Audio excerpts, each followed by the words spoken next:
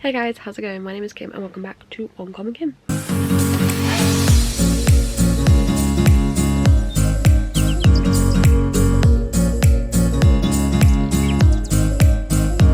So I'm off this weekend, thank God, because I've just worked 6 days on a trot, and I'm exhausted. But I really want to get some reading done because I'm beginning to notice a trend that when I'm working, I don't read at all. So I'm off for the next 3 days, so I'm like, let's cram in some books. So I have made a wheel. I don't know why there was a delay. I've made a wheel, and we're going to do like a weekend reading vlog type thing. I'm just going to spin the wheel to choose what to read because I'm indecisive. We have a lot of lovely options, couple of new releases, couple of new purchases, couple of books just on my amazing readathon TBR in general. My reading has gone to shit through this midway through the year, like since March. My reading's been crap, so I really need to like up the ante, you know. And it's not like I don't want to read, because I do, just, you know, mental stability. So yeah, I have quite a lot of books on here, a lot that I'm excited for. So let's spin the wheel and find out what I'm reading. But also tomorrow being Saturday, we also have Pokeathon, which I'm taking the part of as always. And if a book reads for that, I'll let you know. If it doesn't, I'll let you know. No harm, no pressure, because basically you have to complete one prompt to complete the Pokeathon gym for the month, and one of the prompts for this month is hydrate, which I will do, so then I have completed gym. So yeah. But let's see what I'm going to be reading. Have I actually got to press the... oh bollocks. Oh.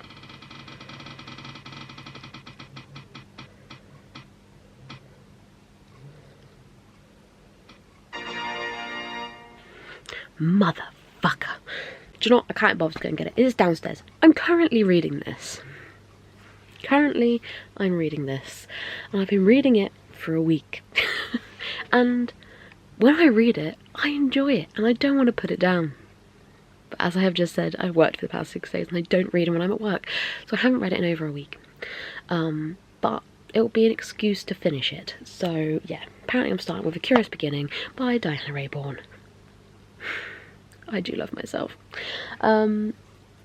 So in A Curious Beginning, we follow a woman called Victoria Speedwell. I'm sure that's what her name is.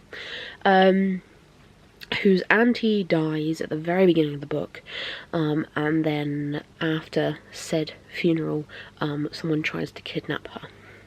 And then this lovely man comes, saves her, and takes her away to London, where she meets Stoker. And then we go on this fantastic fun, banter-filled adventure with Stoker and Victoria, where... is it Victoria? Veronica. It's Veronica Speedwell. I knew it sounded wrong. Veronica. I do apologise. Yeah, we go on this adventure with Stoker and Veronica, trying to discover why these people are after her, basically. And I'm about 50% of the way through, and yeah, what I've read, I've enjoyed. It's just forcing myself to continue. But the will has chosen, so I will finish A Curious Beginning. And hopefully move on to something else, because it is quite a...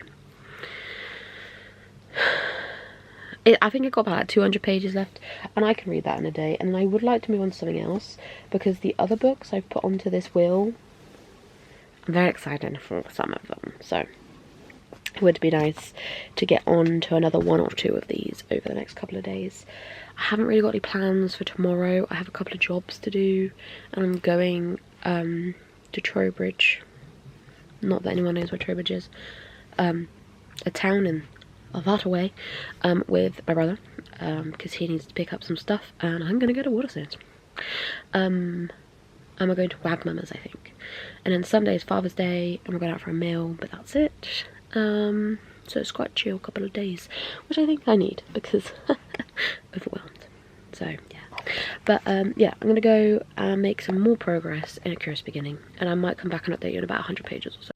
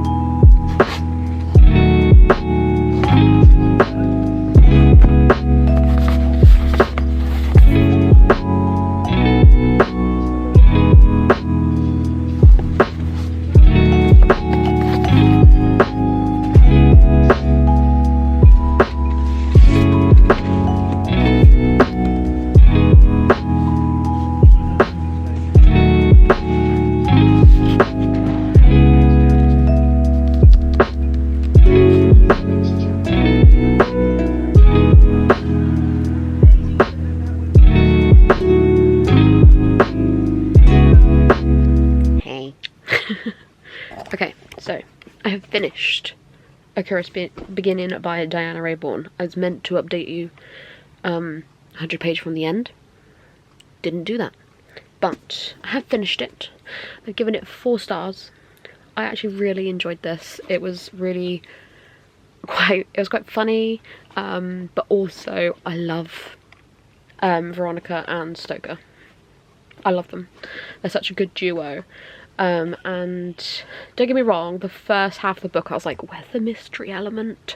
But when we actually got into the mystery element, it was great, and I had a great time. And I think if we had a mystery element from the get-go, like fully, it would have been a 5-star, but I've given it a 4. But I still really enjoyed this. Still definitely going to continue with the series. Yeah, I loved it. It was very good. And now I need to spin the wheel again to decide what I'm going to read, but I'm going to start it when I come back because I'm going out. I'm going to wax. So, let's spin la wheel.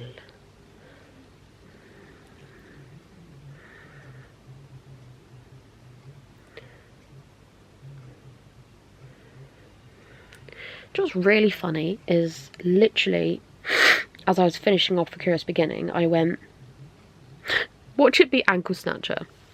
It's Ankle Snatcher. So Ankle Snatcher, I don't actually own photo.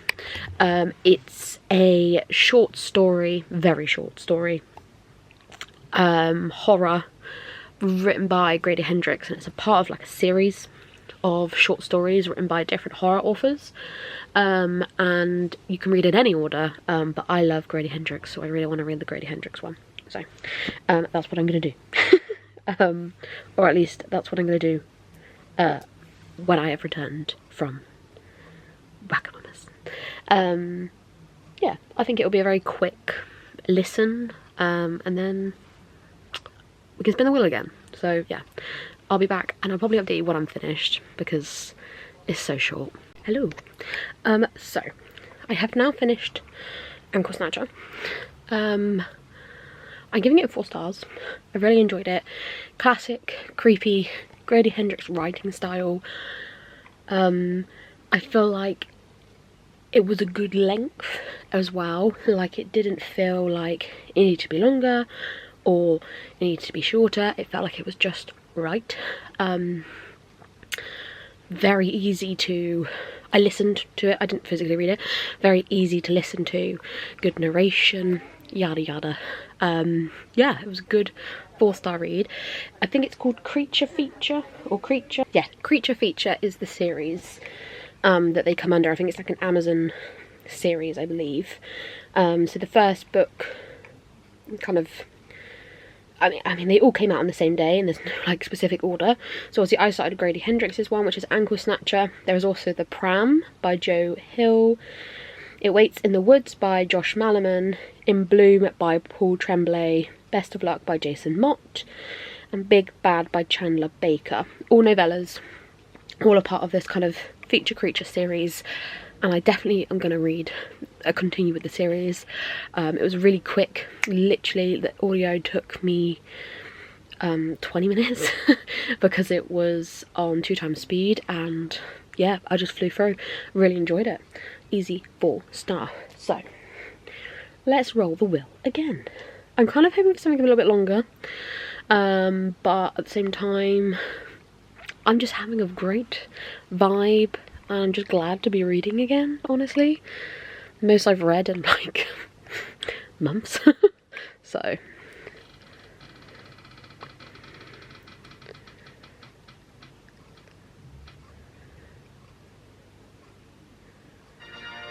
ooh, okay, Better Than Hex. So Better Than Hex is a short a part of a series. I started reading the series last year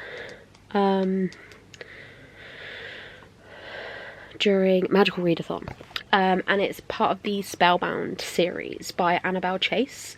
So it's like a paranormal cozy mystery that's just quite cute, cozy, really easy to listen to.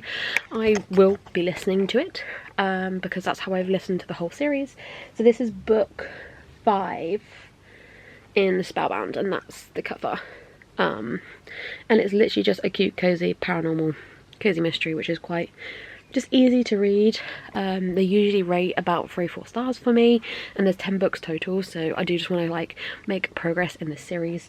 So yeah, and for Pokeathon, because we haven't really mentioned that, so Ankle Snatcher no, so Curious Beginning counted for a blue cover for Pokeathon. I'm on the wrong app. And then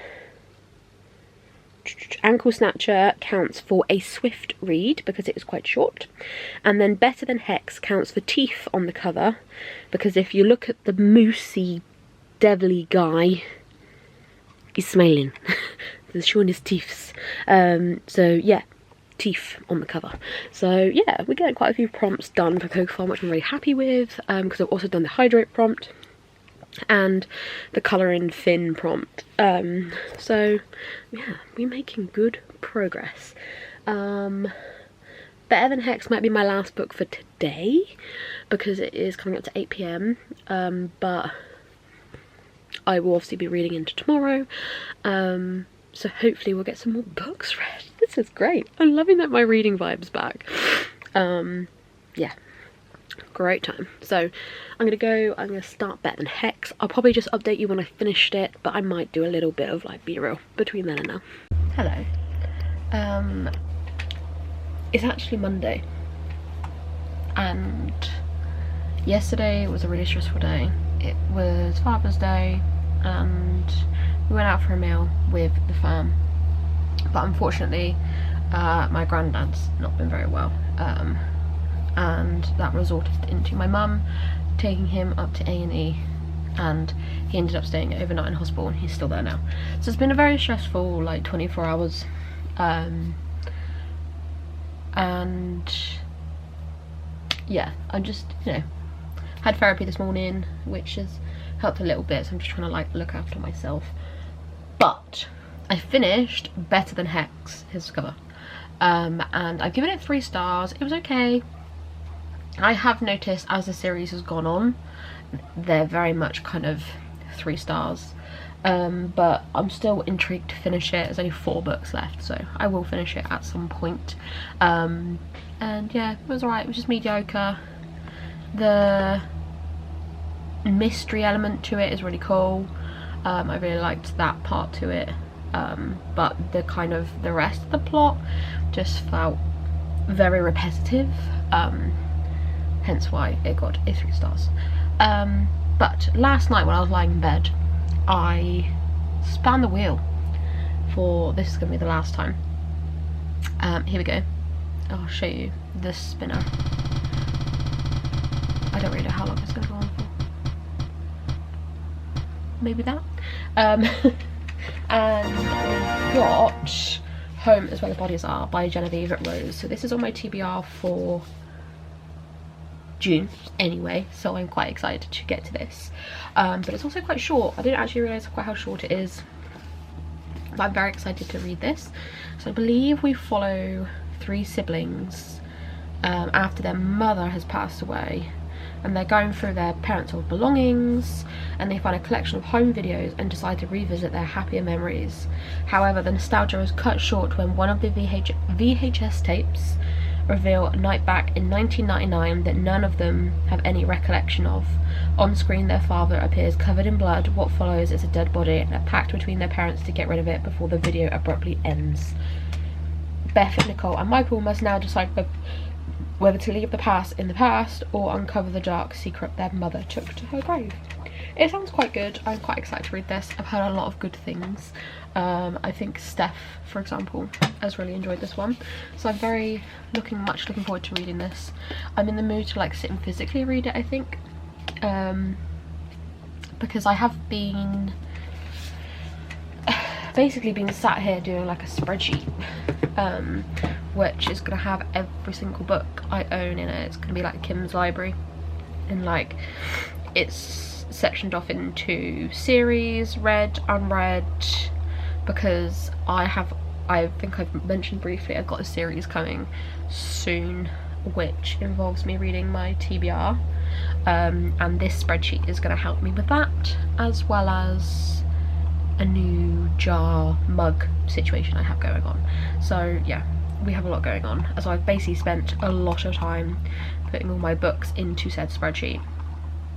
I've basically done all my romance books, all my mystery thriller and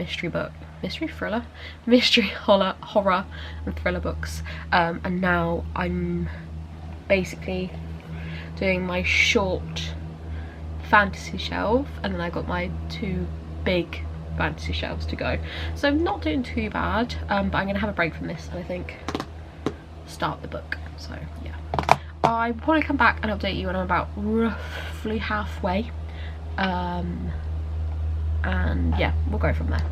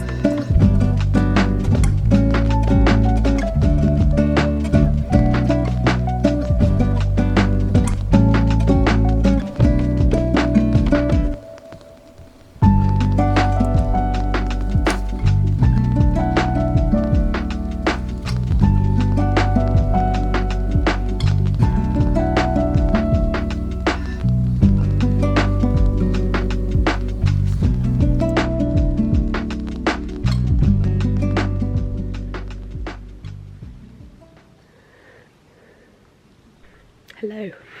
Sorry for the lighting, but it's like 10:30, got to 11. But I'm going to update you on Homes Where the Bodies Are. I'm halfway through. I'm having a great time. The pacing's quite slow, but it is quite a short book, so I think that's fine. But we're starting to discover things now, and it's really, really exciting. And the kind of the name that keeps getting mentioned, but the character's never appearing. The character has just appeared, so it's kind of like, oh shit. But the sibling dynamic is really cool. They're three very different siblings, but kind of seeing them grieve for one, but then also seeing their different personalities come out is really cool. And I'm very intrigued to know everyone's secrets, and like something's just happened in regards to their house, so I'm very intrigued to find out who, what, where, when. Yeah, I'm just having a really, really good time with it, and honestly, could be a 5-star. Could be a 5-star, depending on how the twists and the turns come out, but I'm having a great time. So yeah, I'm literally halfway now, pretty much. So I'm gonna plan on finishing this tomorrow being Tuesday, and then I can wrap this vlog up and hopefully edit it for Wednesday, if not Thursday. But yeah, I'm gonna go to bed now because I am tired as fuck, and I will update you tomorrow when I've finished Homes Where the Bodies Are. Apologies for the state of me. I actually don't know, 1, where my glasses are, 2, look at the bags. I am exhausted. So I'm here to give you my final updates on Homes Where the Bodies Are. I've given this 4 stars. I really enjoyed myself, enjoyed the twisted turns, and I loved the sibling dynamic between our 3 main characters.